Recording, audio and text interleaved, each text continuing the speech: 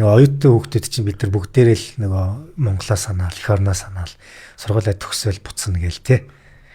Тэгэл нөгөө гадны үе мэт чинь бас нутагшхад хичнээн нөгөө 4-5 жил оюутан болсон ч гэсэн өөрөө ирэхгүй л нөгөө Монгол руугаа буцах гэдэг байхгүй сургуулаа төгсөөд. Яг сургуулаа төгсхийн өмнөх нь л төө ээж авраа яриа. За би одоо буцаад ирмээр байна гэдгсэн чинь. Монгол чанга хിവэр байгаа штэ. Тэг чи одоо 2002 онд штэ. Вау. Гэж 23-4 жилийн өмнө гэсэг те. Тийм байна. Тэгсэн тэгээд ээж аав тэгсэн. За чи нэг жагаахтайгаа нэг уулзчих. Жагаах чи дээнүр явж байгаа гэд.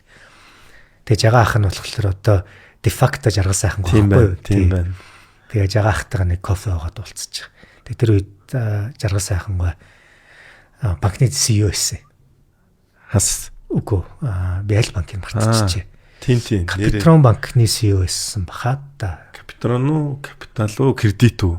За нэг. Тэр тийм ямар ч нэг кэр ихсэн л тийм яг үнэ. Тийм CEO нь байсан. Тэгээ бид хоёр Starbucks ороод тэг надад маш үнэтэй зөвлөгөө өгсөн байхгүй юу? Тэр нь юу гэсэн бэ гэхээр өнөөдрийн байдлаар мэрэгжлийн менежерийг үнэлэх хугацаа нь арай болоогүй байна. Гэхдээ болно. Гэхдээ өнөөдөр биш. Одоо дөнгөж суурин тавигдчих эхэлж байна. Тэгээ миний бодлоор яг хөвөнийхээ туршлагаар хийсэн бахал та.